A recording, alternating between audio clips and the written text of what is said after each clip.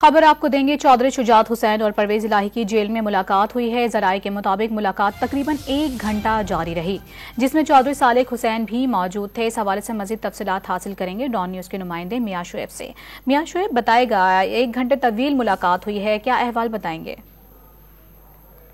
साबिक वजीर आजम चौधरी शुजात हुसैन और साबिक वजीर आला पंजाब चौधरी परवेज इलाही के दरमियान आज एक अहम मुलाकात हुई है। ये मुलाकात चौधरी परवेज इलाही के साथ जेल में मुलाकात हुई, जिसमें मुलाकात में चौधरी शुजात हुसैन के बेटे जो चौधरी सालेक हुसैन भी मौजूद थे और 1 घंटा तक मुलाकात जारी रही। मुलाकात में जो मौजूदा सियासी सूरत हाल पर तबादला ख्याल किया गया और क्योंकि चौधरी परवेज इलाही जो है वो तहरीक इंसाफ के मरकजी सदर हैं, इस हवाले से चौधरी शुजात की जानिब से परवेज इलाही को मुस्लिम लीग में वापसी के हवाले से जराए बताते हैं कि कायल करने की कोशिश की गई।